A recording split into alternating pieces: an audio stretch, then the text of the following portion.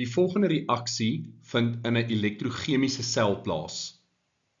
Watter een van die volgende is korrek vir hierdie sel?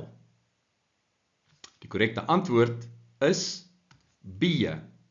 'n kragbron word benodig. Nou kyk na die reaksie.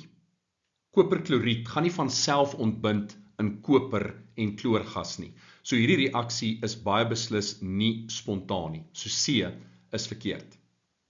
Nou, outomaties kan ons dan ook sê A is verkeerd, want 'n galvaniese sel is gebaseer op 'n spontane reaksie. Dit laat ons dan met B of D. Kom ons kyk eers na D.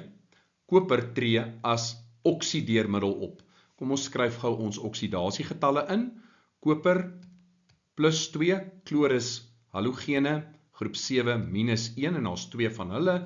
Kopermetaal 0, chloorgas 0.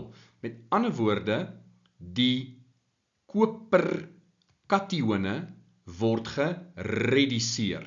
Met ander woorde, die koperkatione tree op as oksideermiddel, maar nie die koper nie, die koperkatione, en daarom is D verkeerd.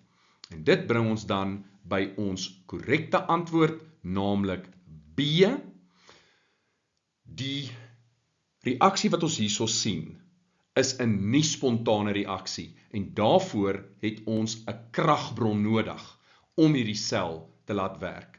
En in enige elektrolitiese sel is daar 'n kragbron nodig wat vir ons gelykstroom kan lewer.